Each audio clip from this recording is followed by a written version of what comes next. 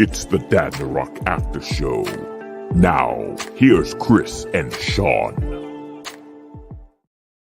What is up? Here is Chris and Shaun. I'm Shaun. And that needs me to be Chris. I almost said I'm Chris. This is Dad and Rock. Tonight we're here to discuss the third episode of the second season of House of the Dragon, entitled, what was the title of this episode? Burning Mill. Burning Mill. The Burning Mill or just Burning Mill? I think it was just Burning Mill. Okay. Harrenhal, it was not burned in this episode. That's already happened, apparently. Yes. We're going to get right to that. But before we dive too far, you see my little banner on the bottom there saying, we are Dad and the Rock. We hit that like button, hit that subscribe button. Don't miss any of our fun. We're old men. We are fully interactive. Let us know what you think as we're going. Add to the conversations. The more you add, the more fun we have as a group here. But yeah, like, subscribe, and share. All that stuff. This was, just off the bat, I feel like this was kind of a place-setting episode. You felt the same way I did. I felt when the episode ended, I felt like the story did not really move forward at all. The very end of it is what pushed the story forward, but the rest of it really didn't move the story. Which I'm not complaining per se, because sometimes that is necessary, because, you can't have payoff without setup. You know what I mean? Yeah. So sometimes episodes are like that, and it's still the same actors. It's still compelling acting and like settings and crazy special effects. So it's not like I wasn't engaged during the episode. In fact, the dialogue and stuff was like, there were some good heavy character pieces and stuff. But as far as just plot, it was not very plot heavy this episode. No, not really at all. But like I said, I still enjoyed the crap out of it. There was not a bad thing about the episode. Yeah. There's still, I'm not sure what they're trying to do with the audience and Christian Cole, because there's that scene where he's kind of sitting there by himself. He's reflecting on what happened. Yeah. And you can tell he screwed up, and you can tell he has nowhere to go now. He's at the top of where he can go. Yeah. And now there's no fall guy anymore. Well, he was feeling the pressure, right? That's why he was late to the council meeting, because it was like going to be his first one as the hand. Yeah. So, I mean, he was sweating. There we go. Hey, Nikki, welcome back. Nikki, thanks for joining us live and in person. Yes, no paywall here. Absolutely right. The most important thing that took place was the end of this episode. But yeah, we'll get into that. Yeah, we will. There was layers to that, which was awesome. You didn't send me any notes, so I don't know what happened this episode. Oh, start me off. Christian Cole. Oh, the council meeting, right? Yeah. Where essentially Aegon wanted to ride out. He wanted to ride out with Christian Cole on his dragon, show some strength, and ended up not happening. Well, his brother was like, no. Yeah. I was like, yeah. And Allison was like, no. Yeah. Yeah. Everyone was like, we need you here. But he knows how everyone's looking at him, because even when he had a moment and was like stared into the mirror, he knows everyone looks at him as weak. There is no strength in him. Like, I want to like him. I may be the only one on the planet that likes this character, but I think it's the dad in me. It's the empathy. I think there's an empathy. I'm empathetic to him for some reason.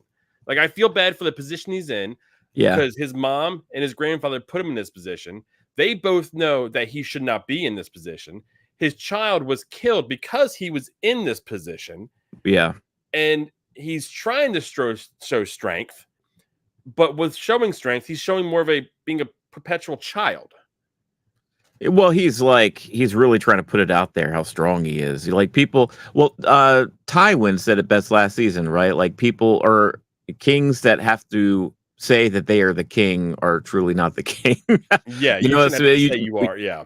Yeah, exactly. So you don't need to put it out there so much, and he does. I mean, he's constantly trying to convince everybody around him that he is the king, and it's tough sometimes, because I think he's got some good tendencies, and if he had the right kind of leadership and the right kind of guidance and the right kind of guidance, especially when he was growing up, he probably could have been a fine king. But yeah. So I guess I'm not alone, because Nikki said she feels for him. Okay. So So everything I see online, all the other people are there like, this sniveling little punk. He's just such a bad character. I'm like, I don't when hate he's him. yeah, okay, good. So when he's on the screen, I'm like, I enjoy, and it may be the actor as well. I enjoy what he's doing. When Joffrey was on the screen in Game of Thrones, I wanted to throw stuff in my television. But Yeah. then again, that's another sign of a great actor doing great things with the materials given. That was supposed to be that way. Yeah. Yeah. And I got some bad feelings in this episode. I don't know what it was specifically, but I don't think Aegon is long for this world. I think he's gonna die. I think his brother's gonna do it. You think so? Oh yeah, after the demeaning situation that took place in the brothel. Yeah, I'm almost certain his brother's gonna do it. Aemon, or I'm forgetting his name. Aemon, yeah. Aemon. He's gonna wind up doing it. Because I mean, that was what he did to him there was humiliating. And he just walked it off. Yeah. He's like, Aemon's gonna put him in a precarious position. So I don't know if it'll be a direct, like, sword to the throat kind of thing. It'll be a like, okay, well, you want to go and rage into battle, you go right on ahead, even like Aemon knowing that it's maybe means short death or something. Or he like flies off with him. Yeah. And he just he hangs him out to dry. Right. Something down those lines. I think he's gonna be responsible for his death in some manner. And I'm not sure how it's gonna take place, but I think they're setting us up. The more and more conflict between those two, the more and more I believe that's gonna happen. And if he dies, Aemon becomes king, does he not? Isn't that the lineage? As of right now, he is next in line. I don't know if the king has to make it official, but I think without the king making some sort of proclamation, then yeah, it would be because, I think the only way it would have gone to Rhaenyra instead of Daemon is because Viserys was specific, like Rhaenyra is my heir. Yeah, right. So yeah, I think it would go to Aemon, but I think it's going to be circumstantial as far as how it happens. I don't know. There's some kind of vibes. I think just like no one has Aegon's back. I don't feel like anybody has Aegon's back. There's no character on screen. Well, Aegon is essentially Daemon on the other side, a wild card that's you don't know what you're getting. But the difference between him and Daemon is well versed in basically the political side. And he's a soldier. He's been in battles. He knows how to fight. He just doesn't show a scar and put on a front like that. Because when Aemon's sitting in a room, he has an aura about him. Like there is a menacing feeling you're getting off of him. A maturity. Thank you, Nick. That's exactly right.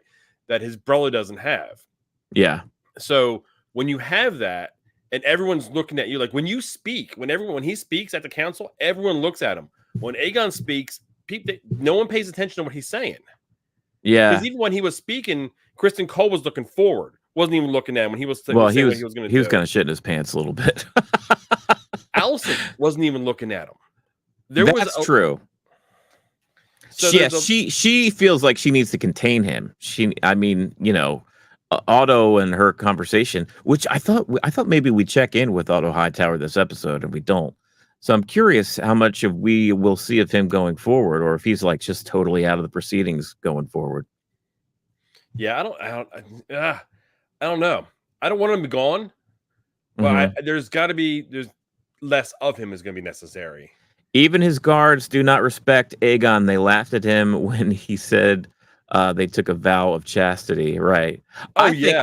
I got the feeling that those were his buds that he was hanging with in the throne room on previous episodes. Oh, that's a good cut. Yeah. The ones that were all just kind of sitting around on the throne, all drinking when Blood and Cheese came in and snuck through. Yeah, just kind of leeches, kind of people that are like, pretending to be his friend, or may have had some kind of tangential relationship when he was growing up in the brothels and stuff.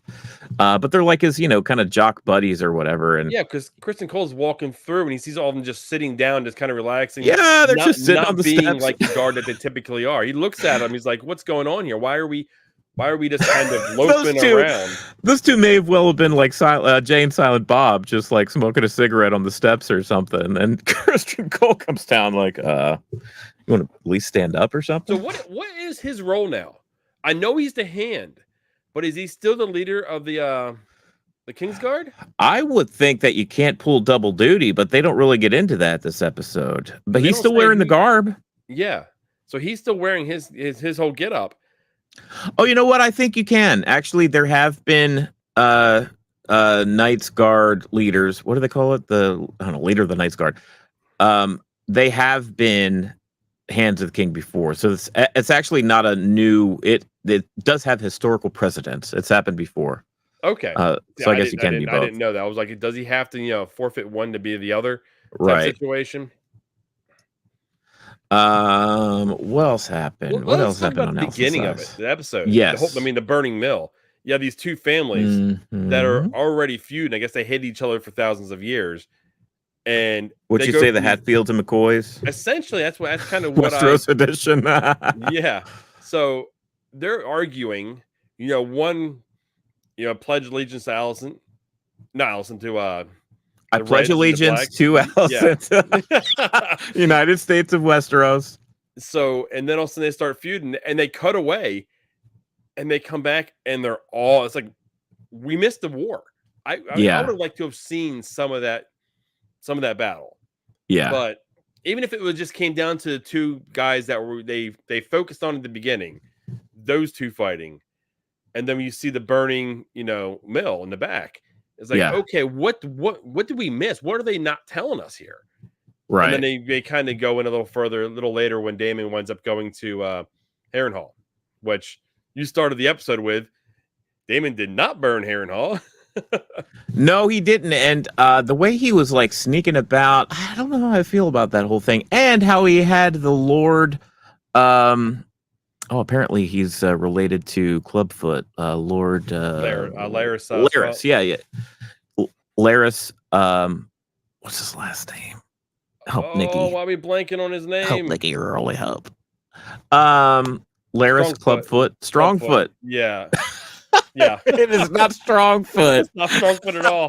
No. Anyway, Lord Larys, his crew, who pretty much disowned him in front of Daemon, they were like, first of all, the Lord there, he bowed immediatly, Oh, yeah.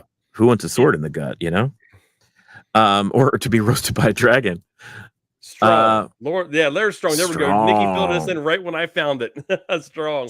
Nothing strong about him. But wait, that's right. I forgot that. Isn't Larys Strong the brother of Mark Strong, who was the knight that was the actual father of the dark-haired Rhaenyra's children? Were they related?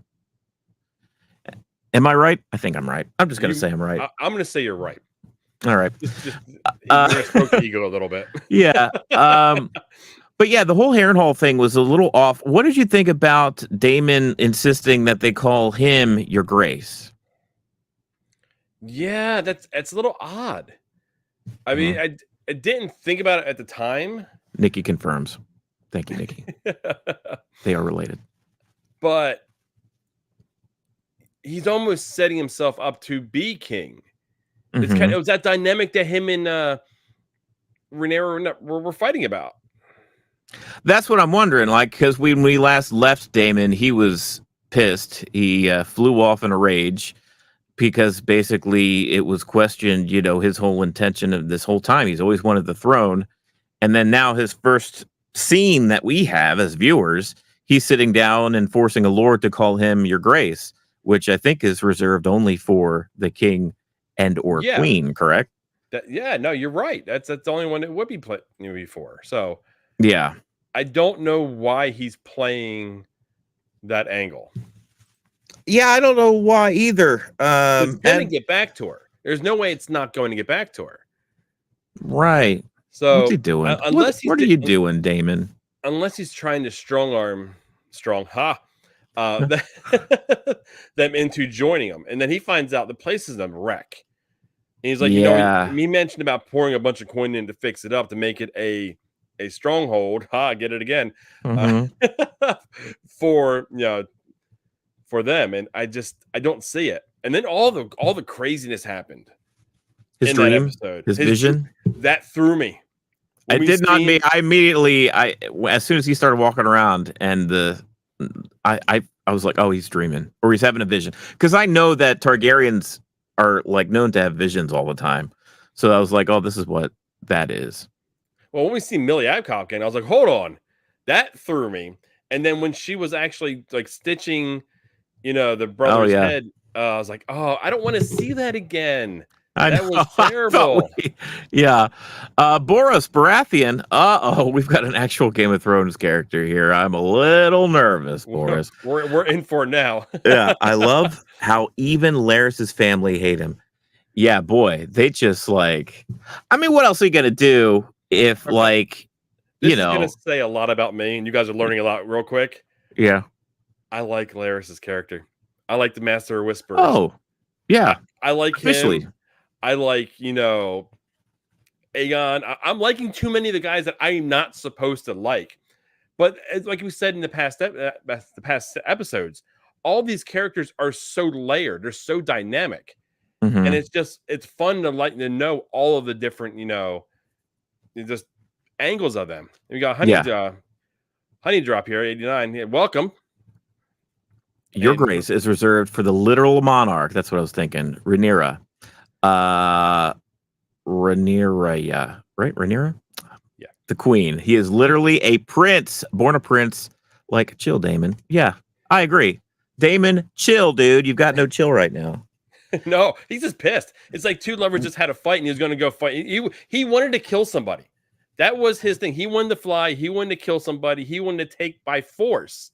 Yeah. Harrenhal. And when the by force didn't happen, then he was thrown. He didn't even want to eat dinner. They were like, oh, yeah, it's an easy way to kill a dragon rider. I mean, I can kind of get it. You want to be a little, but I mean, they're eating the food right in front of them. I'll be honest. That Lord Strong, whoever was kind of, holding Harrenhal currently, I saw myself in that guy. Like if I was living in Westeros, I would be that guy. Just immediately bend. Hey, I swear to you, we're having venison tonight. It's good stuff. Sorry, we're out of this, one thing. I'd be like, let's get to eating. I'm not here to cause trouble. Yeah, you got a dragon outside. I'm not gonna, fly off at the mouth. Like, know where your strengths are. This whole place. I'm not messing with you. We're cool. Literally, that's what I was gonna say too.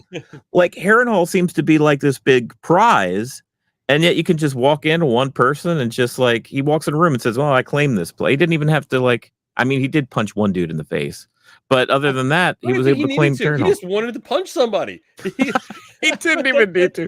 That guy was literally moving out of the way, like, "Oh, sorry," and he still grabbed him and punched. He just punched him right in the nose. It's like he wanted to punch somebody. That's all it was. He wanted to hurt something, and then when he got no resistance, that threw him. Yeah, was he weirded out? Was he like, I flew all this way and I don't even get to cut anybody down? Hey, he wanted to burn some stuff. He wanted to slice some people up. He wanted all of that, and he got none of it.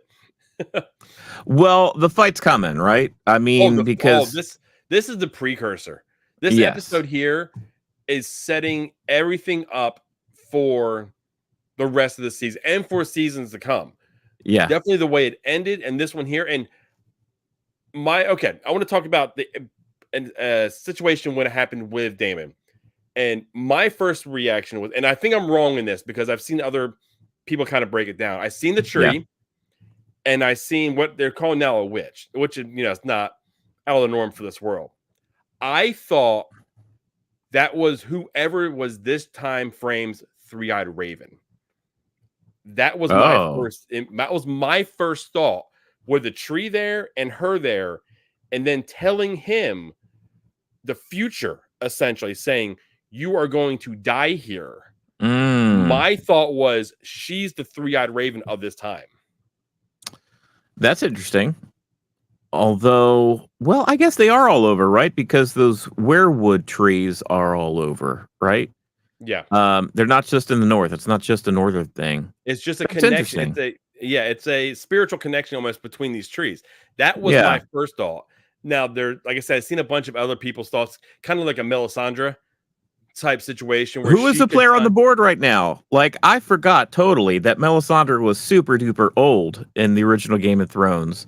There's that one scene where she was taking a bath and she, let her jewel off or whatever. Yeah. Oh, yeah. That And she wasn't that. aged years, Yeah. like almost 100 years. So she's actually a player on the board right now, which is very interesting, and she could look totally different. So that's yeah. I don't know, but I mean something screwy is going on. Do you think he's scared by that? Do you think he's Oh, he like was thrown. Oh, he had a look of like yeah, complete concern and worry in his eyes.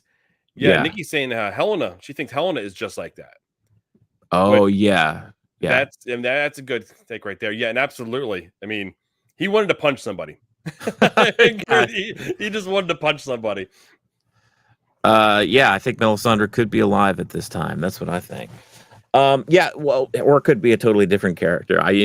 Game of Thrones is good at introducing new characters with special abilities. Definitely was the time. It doesn't throw me now. The first time we see Melisandre back in the first Game of Thrones, I didn't realize I was in for that kind of ride.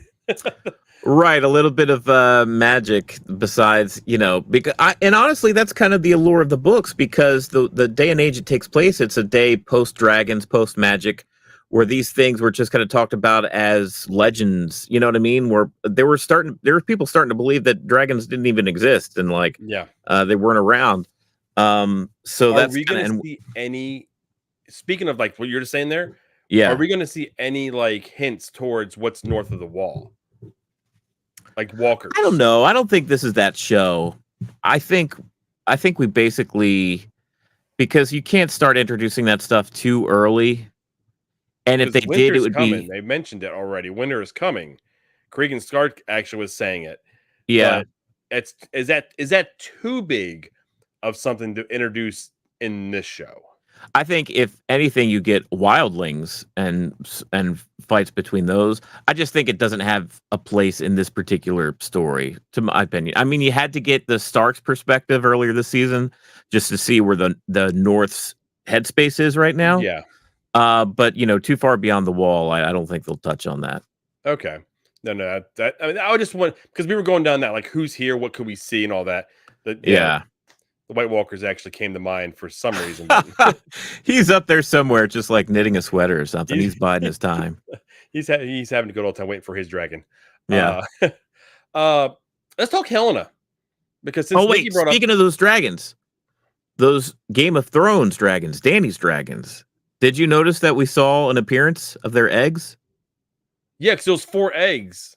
Yes, going over to Pentos. They're going across the sea, right? So that's right, because by the time she was around, they thought those eggs were duds and they weren't going to hatch. Yeah, because they'd just been sitting dormant for like years and years. There was 4 there. So we're going to see 1 hatch, 3 not. So they're going to have an additional 3 dragons. They've got 2 small ones right now because they sent her daughter-in-law and those other dragons and the rest of her family away to basically not put them in harm's way, which is it's got to be heartbreaking. You think about it. She's sending everybody away from her because she knows she is the target. She is where everyone is in danger when she's around. Yeah, it's heartbreaking, but also, necessary. I think, it's tough because if danger's coming, I truly feel like the family around her, she does care for, especially, I think she does have a soft place in her heart for, her kids, especially the brown haired kids and the little tots, little blonde haired kids. But also they're like Corliss's kin, I think she's got a special, her daughter-in-laws, both of them. I think she truly doesn't want to see them hurt, but she also knows that they are, the ones that do have dragons kind of have to be in the fight. But the one that doesn't, I believed her. I bought it when she said it without saying it. I guess it was her actual sister, her older sister, that reconfirmed this for her. But it's like the fate of the Targaryens could very well be in her hands across the sea. You know what I mean? With all this bloodshed that's going on now in Westeros, who knows how it's going to turn out?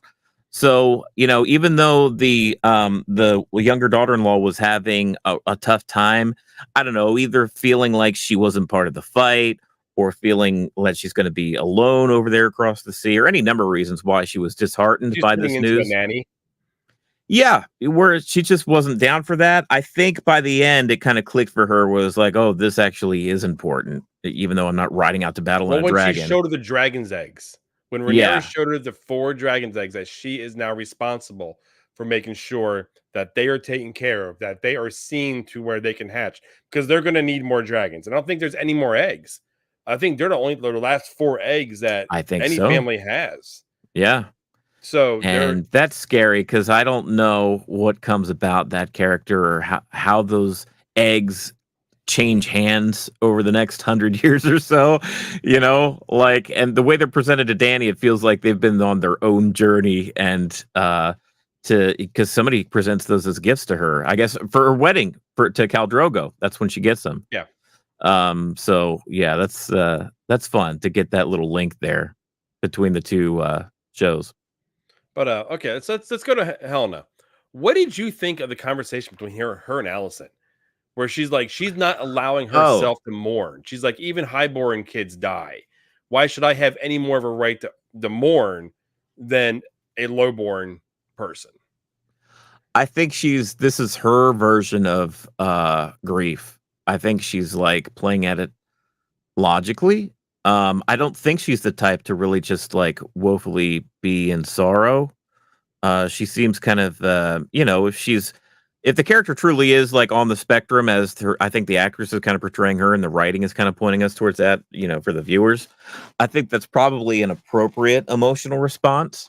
Because I don't know, it just seems to fit almost. And I think she interprets that as her way of moving forward, the kind of the old British mentality, stiff upper lip, like carry on, you know what I mean? Like Yeah, and it, fits within the monarchy too. And it sucks and it's sad.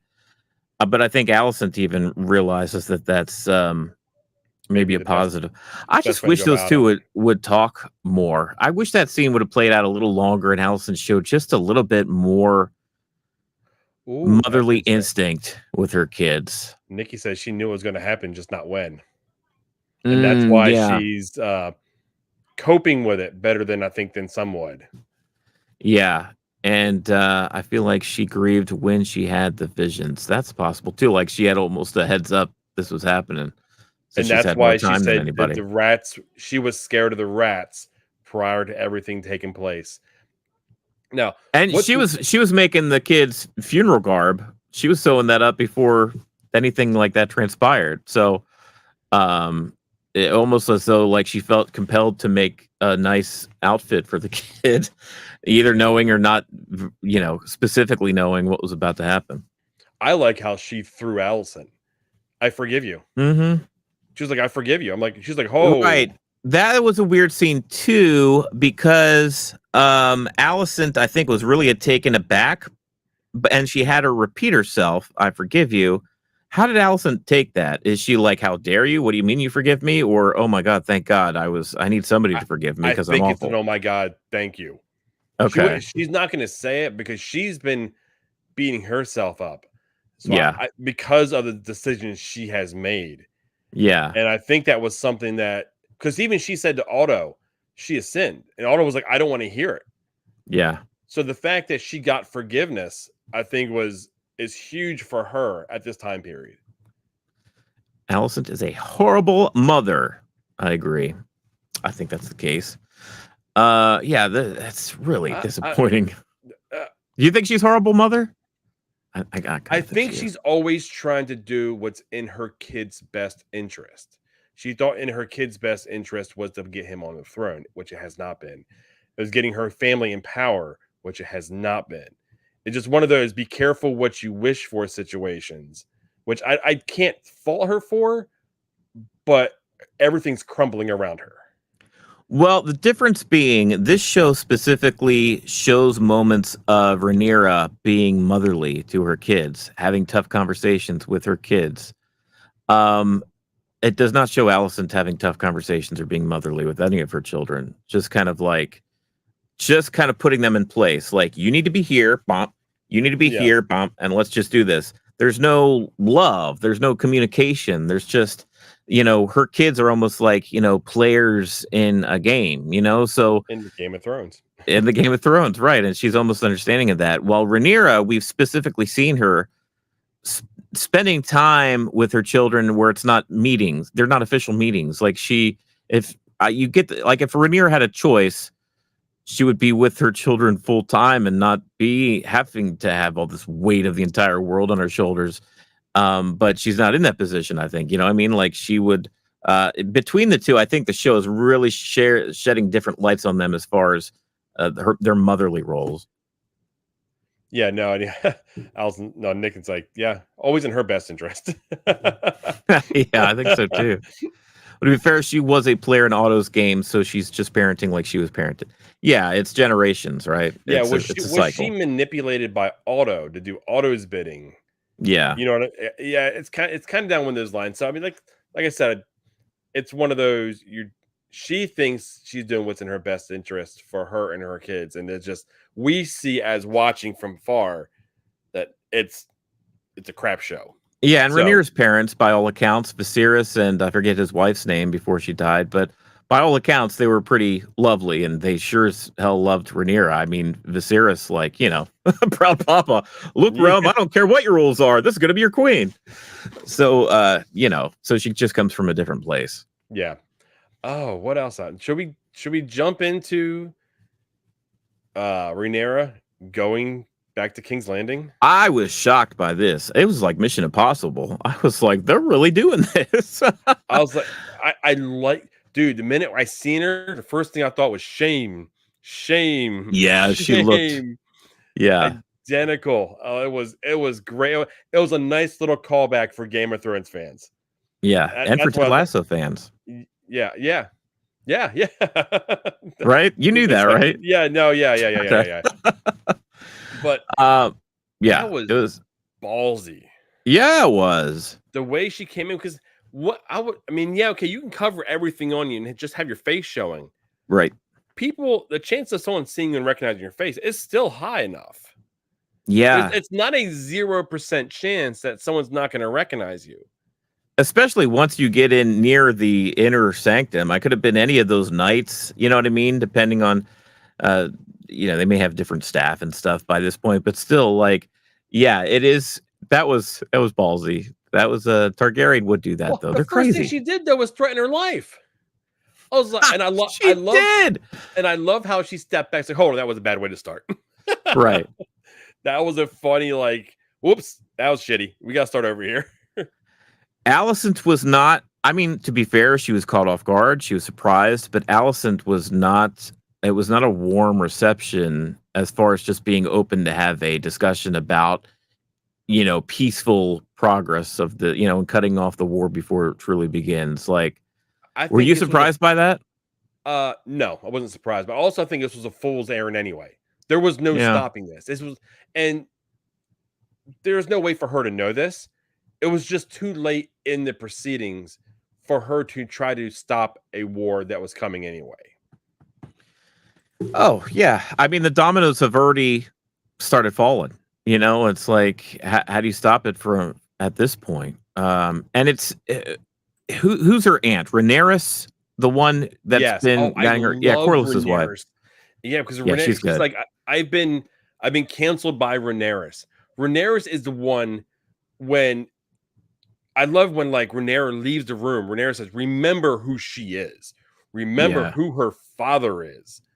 He didn't want to burn the place to the ground either. She is trying to find every avenue before we have dragons fighting dragons, because no one's going to win in that matter. And I think she knows it, and everyone in that council knows it.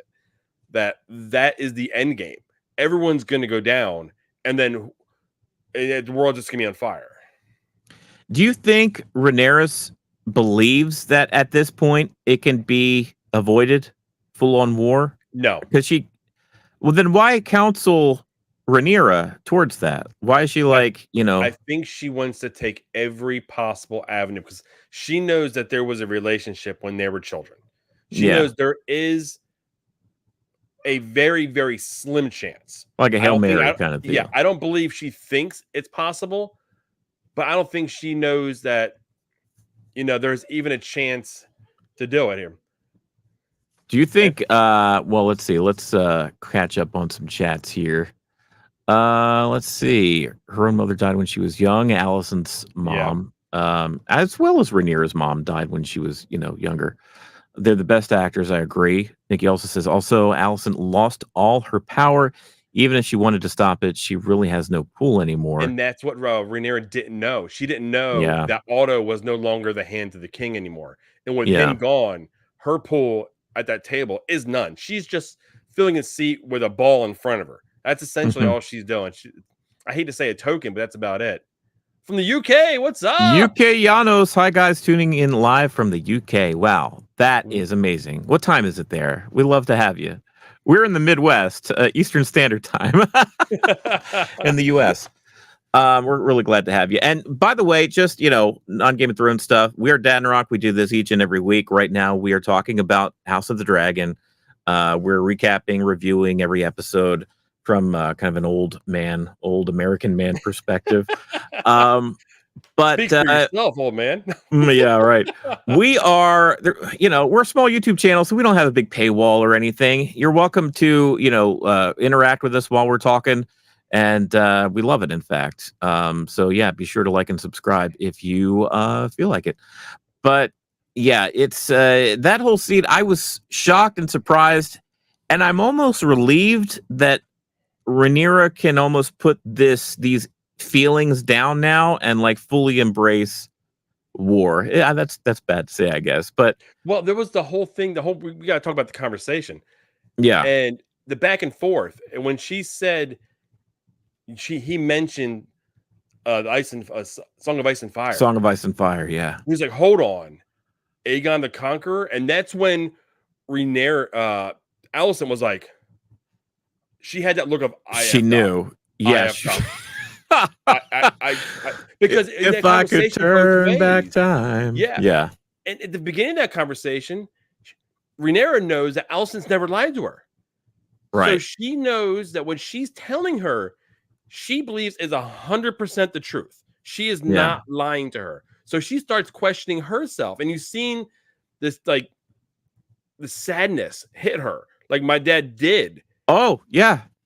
And there's just the acting between the two of them, because the facial expressions, the low tone, everything that was going back and forth, and just seeing both of them thinking, one questioning herself, the other one thinking, oh, I screwed up. And then at the very end of the conversation, she's like, I have no power anymore. What's been set in motion is set in motion.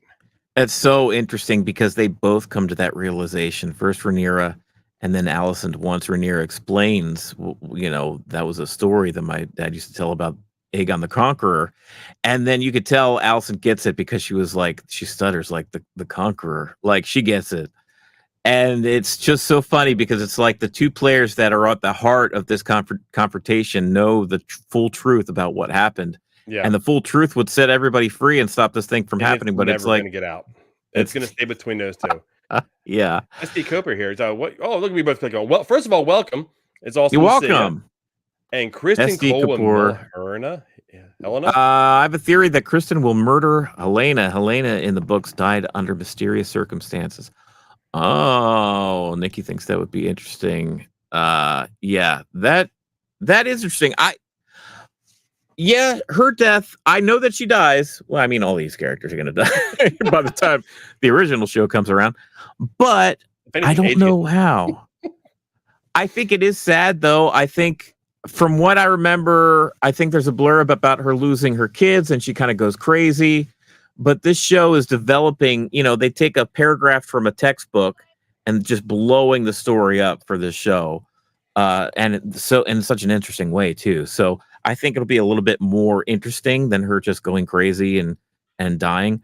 So, yeah, we'll see what happens. You know what just dawned on me? We completely just haven't even talked about Allison's brother that joined Kristen Cole. Yeah, we're just talking about Kristen Cole. And I'm like, hold on, we didn't even talk about Allison's brother. That pompous, dude is roles. If anyone's more pompous than Kristen Cole, I mean, you're a pompous ass. And he just and he's out doing his own thing. And Kristen Cole looks up and sees a dragon, and now they are and they think they're dead. Essentially, they think they're gonna get lit up. And Yeah. she was never going to engage. She just wanted to scare the crap out of him. And what she actually did, it was, Gwen went ahead and scared the living crap out of him. Gwen's World. Party time. He is cringe. And that was pretty bad too.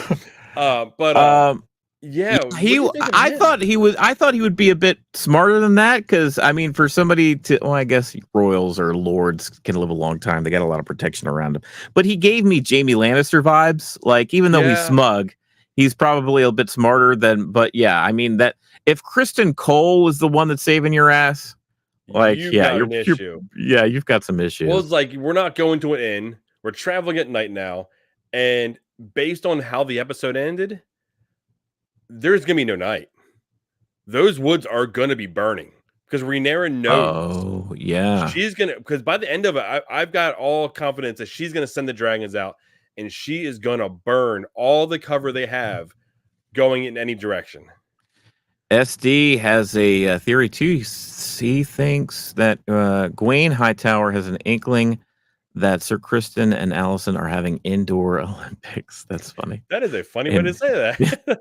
Oh yeah, no. There's absolutely, because when he was looking back, he can see it. He can see something was going on between the two. Now, how much is going to continue now that he's the hand and she's kind of their dynamic has changed. Even in this episode, since he's been given the hand, it's been a little colder. I don't want to think about the title of hands and what they do with their hands, and I don't know. I just started thinking, and I don't want to think about it anymore. What do those two characters do with those hands? Hand of the hand, hand of the king. Which is, never mind. Look, we're just gonna keep going here. There's not much left of this episode, right? Okay. I mean, there's actually one big thing left, and I don't know who this dude is, but homeboy that was in the brothel that was saying how he was, a far relative or somebody of. Oh yeah, what was that about? I don't quite know. It's like, and I like not knowing, but at the moment, I thought dude was dead. I thought he was running his mouth, and Aegon shows up behind him, and he is really jonesing to kill somebody, and I thought he was just gonna, because this guy was running his mouth, off with his head. Ulf White. Is White a bastard last name? You know how Jon Snow, like, there's certain names that people are given if they're bastards. Is White? I don't know. He's a dragon seed. Okay, I did see something about dragon seed, and apparently that has something to do with being able to ride a dragon, even if you're not Targaryen, or something down those lines. There's like only a few can, and he is a bastard. Well, that's interesting. It was a cool introduction to a character which I assume is going to have more of a role to play. UK Giannis got something big here. Let's say UK Giannis. I didn't like how the show tried to use the last scene as a way to justify all the bad things Rhaenyra is about to do in the show. I'm not taking sides, but I feel the show is more biased towards the blacks. Well, it may be biased towards the blacks because if the black, it's me guessing. I don't know. History always favors the victors. So if they won, the victor, that we're hearing the story, like you mentioned before, through their eyes, through their scribes. Yeah, that's the interesting thing about the show, is because it's the maesters of Old Town that wrote this textbook about these events, and the high towers come from Old Town and that city. That's like they're linked with the maesters over there. Yeah, it is interesting. I'm taking sides. I'm Team Black, Nikki. Do you think? I mean, that's one of the complaints about the show, I think, is that they're really kind of portraying Rhaenyra and her team as the good guys, and Allison and her team as the bad guys. Do you feel like it's that clear cut? No, I think they're absolutely trying to persuade us that. But anyone that's looking at the show, anyone that has any knowledge of the books, any knowledge of the actual show in the past, there is layers upon layers upon layers. Tyrion Lannister is a perfect example. Yeah. He starts off terrible. He works his way through, and then he drinks and knows stuff type situations. So I can absolutely see how they want you to think one person's good and one Yeah. person's bad. There's always got to be that dynamic in Yeah. any of these shows. And it's not clear cut even by a character standard, because it's like you got a few characters on Team Green that are, better than others, and a few on Team Black that are better than others. So I like the way that they're fleshing out these stories and characters. UK Yano says, Chris, I generally think they trying to redo the Daenerys woman power thing with Rhaenyra. I don't know. Well, this story takes place before Daenerys. So yeah, as far as just like what HBO is trying to do as like a redo. Yeah. I see what he's saying. I was saying that we screwed it up so bad the first time. Let's go ahead and fix it the second. I hated the Bells episode where Dany just decided to burn down King's Landing and all the people in it. I was just like I'm so impressed pissed to know the off. name of the episode. That's made that much of an imprint on you. It did. When the bell started ringing, that's when she made her decision. She was like, "Oh, F this," and started burning citizens down. And it really bugged me. And from that point on, I was just like, what am I even watching? And it was like the last 2 or 3 episodes of Game of Thrones. It's funny on how much we fall differently on that. That's how polarizing that last season was. The only thing I thought was wrong with the last season, or last 2 seasons, they were too short and they were rushed. That's the only big issue I had with it. But we're going to go on a tangent on a whole other show. Nikki hated that episode too. She hated it too. Both sides are screwed up due to generations of inbreeding. Fair enough. Both Aegon II and Rhaenyra will end up to be shitty rulers. Yeah, no, absolutely. Well, this is going to go ahead and screw up either of them. They're going to be so messed up in the head, no matter who gets out of this. Yeah, and the dialogue was horrible. UK Giannis, guys, did you go over the dream that Damon had? Did anyone answer why Rhaenyra looked younger? Oh, so we did talk a little bit about that. You mentioned that they brought the earlier actress back. I think it's because in Damon's head, that's how he still pictures Rhaenyra. No, that's a good call. I didn't think of that. That's how he's always, because and that's she's a kid. That could be why, like, he couldn't answer her last week. Like, do you accept me as your ruler? And he was just like, I don't know. He didn't even answer. I still see the 13-year-old girl. Exactly right. The 20-plus-year-old woman. But what did she say to him? She's like, I'm always cleaning up your messes. And that would say to me, that would almost as though he's dealing with some sort of a guilt. Like, he knows that he's putting this upon her and she's having to deal with it. So I think there was mixed messaging in that dream, but I think it was appropriate as far as what is probably in his headspace right now. Yeah, Nikki's right on here. That's when he fell in love with her then. And she was so innocent. That's true. Mm-hmm. It was way back then, yeah. And yeah, we briefly talked about the tree and the witch, and my theory it could be either I'm great at this or I'm terrible at it.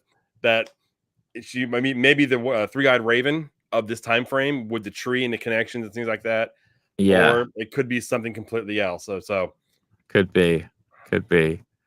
I don't know. Let's see. She had to clean up when he took her virginity. She was that young. Damon is a groomer. I'm not going to dispute that at all. We are in Westeros and some messed up things happen in this show. And they are Targaryens.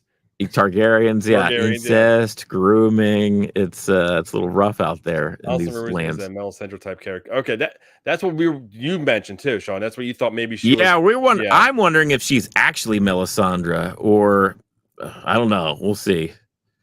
Let's see. The issue regarding Jaehaerys, right? The kid, the boy. Which once again, you said how shocking that was to see that kid's poor head. It's just sewing up the neck. So it was a little I had a hard time. I don't know. Hey, they had a Jaehaerys prop and they're using the hell out of it, man. They had one good prop maker that was like, I am making a really great prop, and they had it in the funeral casket scene and they had it in this dream sequence. They're just putting it on screen for all of us to enjoy. That is so nice of them. Yeah. What else? Was there anything else that was UK yours likes your Melisandre theory? Thank you very much. I claim it.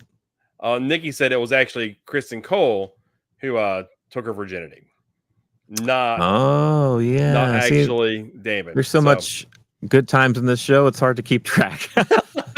dude, when they went, see, so we've been through this before. My wife hasn't actually watched all the original Game of Thrones. She's Yeah. watched the first season of House of Dragon. She's watching it now, so she didn't see what the first few seasons of Game of Thrones, how just like nudity raunchy it and was? everything. Yeah, it was just Full on Aemon this episode. dude, he just stood up and walked away with his just junk just hanging around. Or when they open up, the curtain and some dude's getting, a little bit of oil action, or Sure. Yeah, it's that's like, what happens at a brothel. I mean, granted, considering how much they showed of women in the first, Game of Thrones, I True. guess turnabout's fair play, but holy God. Hey, we got Hodor dong last show. Do you remember Hodor?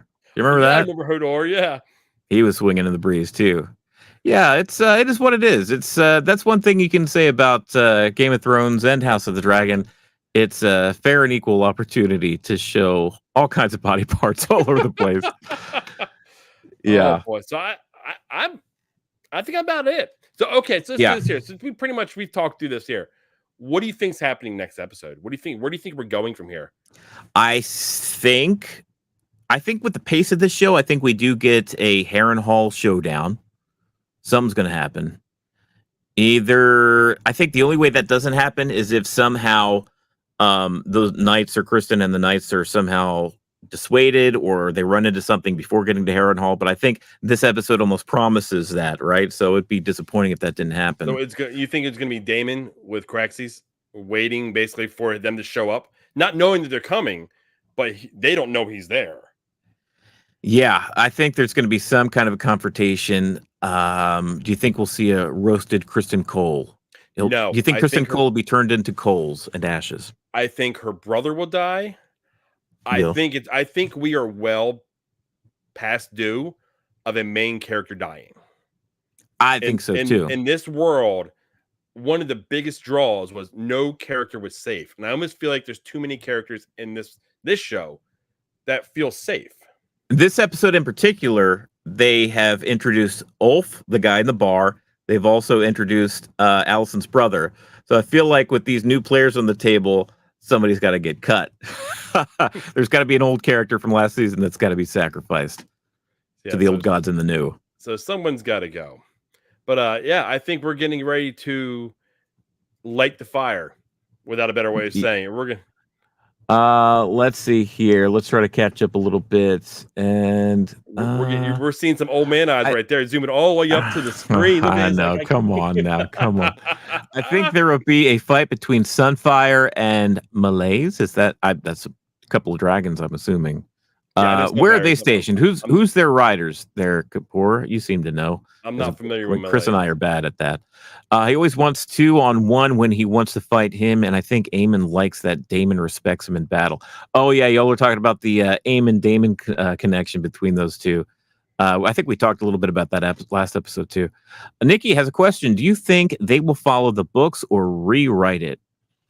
I don't know. I didn't read whatever source material House of the Dragon is based on. I just know that it's an in-world textbook that the Maesters wrote up, like a history book, and they're taking the events that's documented in those and really kind of fleshing them out for this show.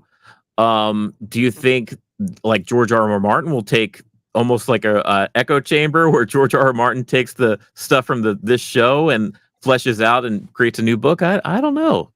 I think they're not going to hold to it too tightly, because what I know about the original ones is they used material, but they also cut material. So there was things that took place, and there was things that didn't. So they had to streamline it for the television show. And I think it's 10 episodes, and I know there's going to be a season 3.